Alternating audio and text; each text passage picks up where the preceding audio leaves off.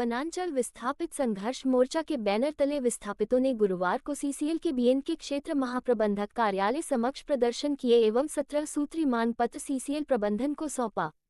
आंदोलन कर रहे विस्थापित नेता वतन महतो ने कहा कि बैंदकारो गांव में सीसीएल प्रबंधन आमसभा किए बगैर रैयतों की लगभग 400 एकड़ जमीन में जबरन खुली खदान खोलना चाह रही है।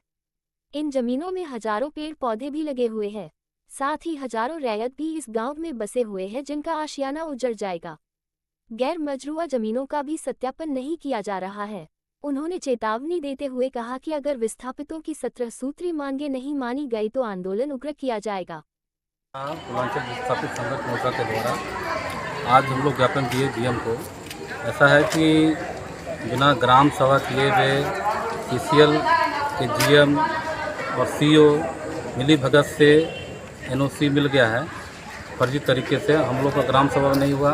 नियमतः वन अधिकार अधिनियम बोलता है 2006 के तहत हम लोगों को जो है ग्राम सभा में आम सभा करा के 50% का एनओसी चाहिए होता, तब जाके कहीं पेड़ काटने का स्वीकृति दिया जाता। लेकिन जीएम द्वारा फर्जी तरीके से पैसा दे के सीईओ को कराया गया, जो गलत है। हम लोग बार बार मांग कर रहे हैं कि जांच किया जाए, नहीं तो हम लोग जो है माइंस को चलने देंगे। इस विरोध प्रदर्शन के हम लोग क्या है कि 1913 से आज जो है देश हित में राजहित में ज़मीन देते आ रहे हैं। हजारों हजार एकड़ जो है 3-3 4-4 मौजा हम लोग दे दिए, लेकिन हमारा विस्थापित लोग का कहीं किसी तरह से भला हुआ। हम लोग खाली नेशनल ग्रिड पे देश को ज़मीन देते आ रहे हैं और उसमें क्या है कि देश का इकोनॉमी बढ़ रहा है। चलिए, अच्छी खुशी की बात है, लेकिन देश को भी सोचना चाहिए, राज्य को भी सोचना चाहिए कि हम लोग जैसे विस्थापित लोगों का क्या होगा।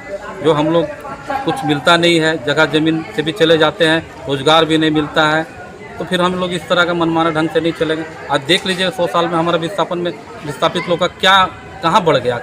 जैसा था उससे भी बदतर हो गया।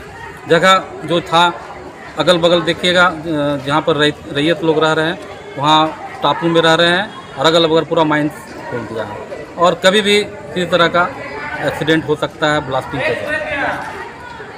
मंडल में बेरमो प्रखंड के द्वारा कम से कम 50 माइंस यहाँ पर है। आप निकालिएगा, यहाँ पर 3 एरिया है। तीनों एरिया में विस्थापित का देखिएगा, विस्थापित के पास जाइएगा, बुरा स्थिति है। किसी तरह का कोई रोजगार नहीं, किसी तरह का कोई नौकरी नहीं, मुआवजा नहीं।